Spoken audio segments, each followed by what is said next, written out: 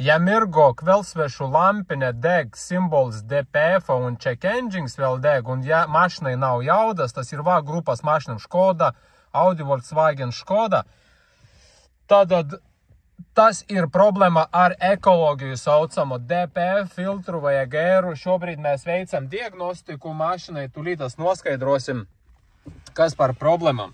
Tad particle filter. Tad ir problēma šitai mašinai ar kvep filtru, un līdz ar to mašina neiet. Mašinai nobraukums gandrīz 240 000 kilometru.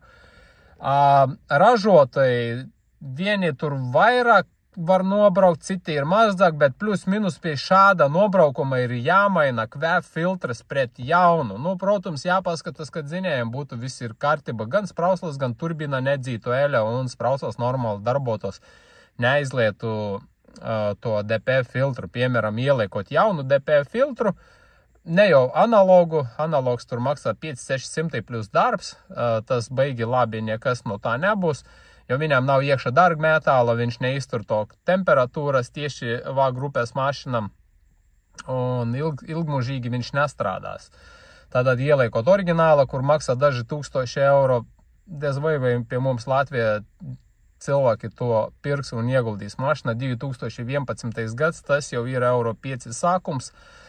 Tā kā tūlītā sāksim programmēt un demontējam ārā kvep filtru no tās mašinas un aizmirsīs problēmas ar šito un skatīsimies, kā tad būs nākamā gada ar to tehnisko apskati. Euro 5 sākumā mašinam ņems vai neņems, jo baumu runās ir ļoti daudz. Vieni saka, ka tur neskatīsies, Euro 5 citi teica, jā, tikai Euro 6. Es arī tā personīgi domāju, ka Euro 5 neiztiks pirmos gados, jo tur mašinu būs kaudze neizietam tehniskam apskatiem. Labi, sākam programmēšanu. DPF off no šitas mašinas. Šāda veida tiek lasīts vadībās bloks ar autotuneri. Pie mums visas ir oriģinālas iekartas, case, flex, autotuneris, PCM, flasheris, U termināls un tāda veida. Tad tas ir PCR 2.1 caur OBD vadībās bloku sāk lasīties programmatūra. Tūlītā saglabāsies un pārtaisīsim programmu, rakstam iekšā, ņemam ārā un brauc. Programmatūra ir gatava, rakstās fails ar atslēgtu DPF un EGR. Īpašniekam tika piezvanīts un paskaidrots, kas un kā, piemēram, viņš atteicies no remonta, jo remonts izmaksā no 600 līdz 2000 eiro. Lētāk būs šobrīd izprogrammēt un pēc tam skatīties, kas būs nākotnē, piemēram, ar to tehnisko apskati, ja neizies.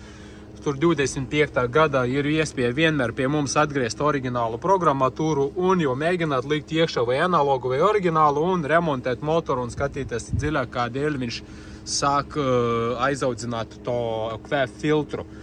Pagaidām taisa šito variantu. Tas variants atslēgt un izņemt ir lētākais variants un drošāks uz doto brīdi.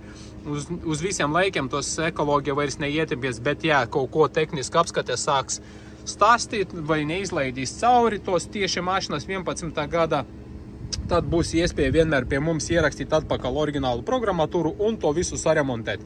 Tas jau nebūs, piemēram, 400 eiro ar PVN, bet tas jau būs no 800 līdz 2000 ar pus plus minus tur ar PVN. Kaut kur tā sanāks tas remonts. Tā kā cilvēkai atteicas no remonta, kurš izmaksā krietni dārgāk nekā šobrīd viņu demontēt. Programma sarakstīta. Darbinājam augšā motoru. Viss. Airbags deg, tas jau nav saistīts ar dzinēja vadībās bloku. Tas ir jau komforta bloka. Viena lampine iedegus, gabarits kaut kāds. Un tur tā kā durvis atvertas. Bet kļūdu nav vairs ar DPF-u. Avarijas režīma nav. Programmēs dzīsim iekšā, ņemsim ārā.